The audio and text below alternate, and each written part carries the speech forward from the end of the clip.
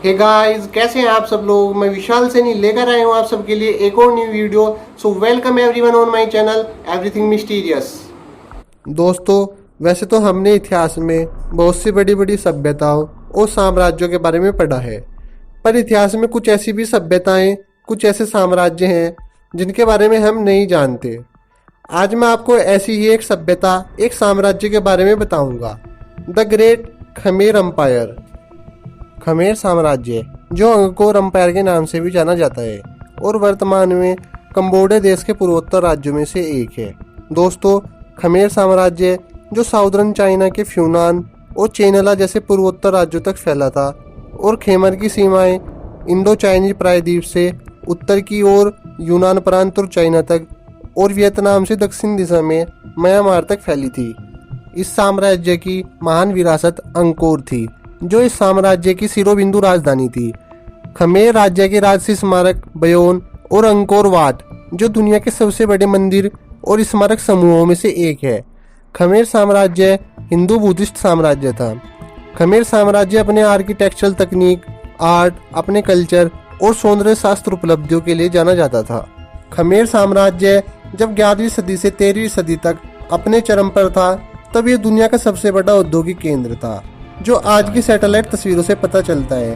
Cambodian history में Khmer साम्राज्य की नींव राजा जयवर्मन द्वितीय ने 802 ईस्वी में रखी और 802 ईस्वी में ही इनका राज्याभिषेक महेंद्र पर्वत पर हुआ। अपने राज्याभिषेक के साथ ही इन्होंने खुद को हिंदू रीति रिवाजों के साथ एक चक्रवर्ती राजा घोषित किया और अपने साम्राज्य को जावानीज अधिराज्य से लगकर स्वतंत्र घोषित किया और उसका विस्तार किया। और कुछ समय महेंद्र पर्वत पर रहने के बाद इन्होंने कंबोडिया के कस्बे रोलस के पास अपनी नई राजधानी हरिहराल्या बनाई और यहीं अंकोर की नींव रखी।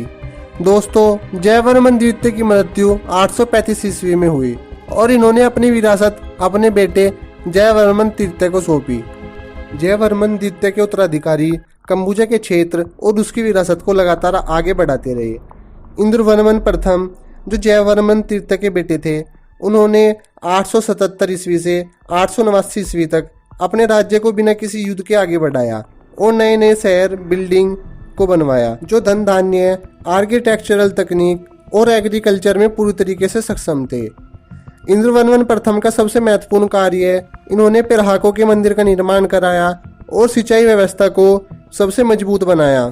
दोस्तों, खमेर साम्राज्य में पिराहकों के मंदिर से अलग भी बहुत से मंदिरों का निर्माण हुआ, जिसमें बाफ्योन, टाकियो, बकोंग जैसे मंदिर बहुत महत्वपूर्ण हैं और इन मंदिरों को अलग अलग देवताओं को समर्पित किया गया है। दोस्तों, खमेर साम्राज्य का अंत 15वीं शताब्दी में हुआ। इसके अंत के बहुत से कारण माने जाते हैं, जिसमें से मुख्य कारण इकोलॉजिकल फेल्योर, इंफ्रास्ट्रक्चरल ब्रेकडाउन और ब्लू डेथ प्लेग को माना जाता है। कुछ साइंटिस्ट आज भी ग्रेट अंकोर प्रोजेक्ट पर काम कर रही हैं, क्योंकि उनका विश्वास था कि खमेर साम्राज्य में सबसे उन्नत सिंचाई व्यवस्था थी, जिसमें बड़े बड़े जलाशयों में से छोटी छोटी नहरों और नालों का निर्माण किया गया था, जो चावल की खेती के लिए उपयोग होते थे। खमेर साम्राज्य में जैसे जैसे पॉपुलेशन बढ़ती रही, वैसे ही पानी की समस्या का तनाव पैदा होता गया। 14वीं से 15वीं शताब्दी के दौरान खमेर साम्राज्य में गंभीर रूप से जलवायु परिवर्तन हुआ, जिससे सूखा, मानसून की अनियमितता और बहुत सी प्राकृतिक आपदाएं बढ़ने लगी, जिससे एग्रीकल्चर का प्रोडक्शन भी कम होने लगा, जिसके परिणाम स्वरूप खेमर का धीरे धीरे अंत होने लगा। दोस्तों, किसी भी देश की जलवायु उसकी उन्नति का एक अभिन्न अंग होती है। अगर हम अपनी प्रकृति और जलवायु का संरक्षण नहीं करेंगे तो भविष्य में हमें बहुत सी प्राकृतिक आपदाओं का सामना करना पड़ेगा। दोस्तों, आप में से कितने लोग खमेर एम्पायर के बारे में जानते थे? मुझे कमेंट सेक्शन में जरूर बताएं और अपने ओपिनियन शेयर करना ना भूलें। दोस्तों, आपको ये वीडियो कैसी लगी मुझे कमेंट सेक्शन में जरूर बताइए और इस चैनल को सब्सक्राइब कीजिए और बेल आइकन को भी दबाइए, ताकि आपको अगली वीडियो की नोटिफिकेशन मिलती रहे।